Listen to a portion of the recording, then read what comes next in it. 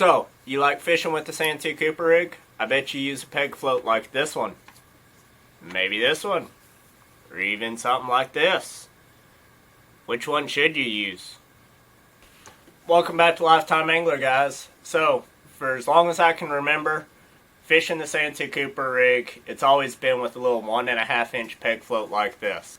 A couple nights ago, my brain did what it does so wonderfully. Laying in bed, getting ready to go to sleep, and it kept me awake for hours with the question, why? Should I use this float? Should I use a smaller float? Should I use a bigger float? So, naturally, like any good redneck, I turned the kids' bathroom and their bathtub into a science lab.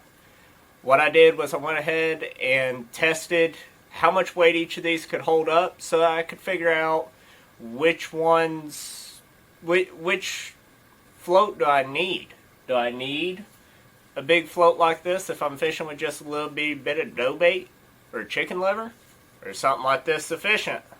If I'm fishing with a bluegill head, is that big enough? Is that too big? Is this going to lift my rig all the way up off the bottom? So, that's what we did. And honestly, I was rather shocked.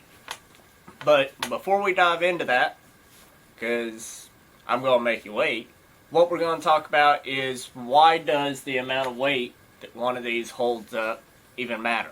Two reasons come to mind for me. One, this needs to have enough buoyancy that it actually lifts the bait up off the bottom. But the second factor is it doesn't need to have so much buoyancy that not only does it lift the bait up, but it lifts our weight up off the bottom as well. The santee Cooper rig's all about controlling the depth at which you present your bait, so we do want our weights remaining on the bottom so that we can control how high up off the bottom our bait is presented via the float and our leader. So this little bad boy right here, well, let's just cut to some of the footage real quick. We'll go over the test and then we'll come back to this. So we're going to start off with the small little pink float. This is itty bitty, so we're going to start with 1/8 of an ounce. And that is sinking that float. I'm going to imagine a 1/16. It's probably about all this float's going to actually float above the water.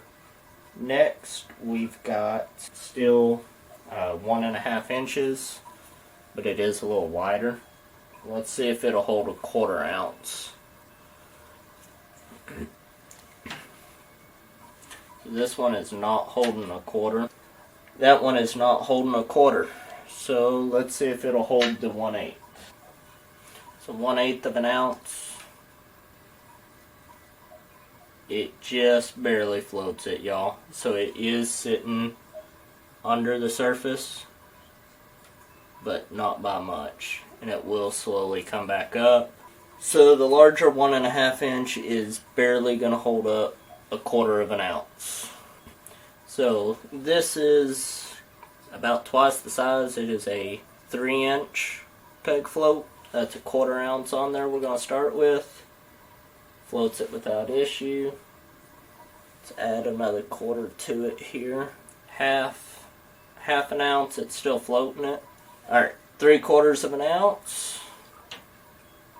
That is sinking it, but y'all, if y'all look at how slow that's just barely not enough to hold that 3/4 of an ounce up. Okay, stop.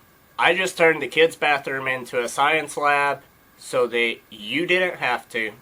Your wife, your girlfriend, whoever, didn't look at you like you completely lost it for playing with fishing lures in the bathtub. Come on, guys. At least hit the like button. Maybe share the video to friends and family.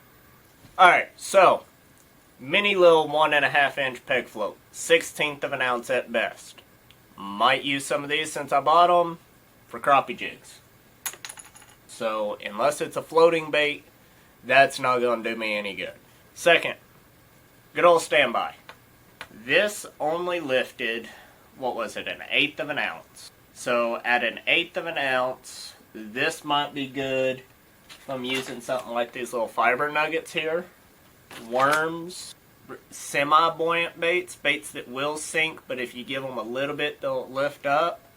I'm a dummy, but I'll admit, half the bluegill heads I've been putting down out in the water, this peg float probably ain't doing nothing for. I'll just be real with you. I'm probably laying them baits just right on bottom. These big behemoths, I've seen them before.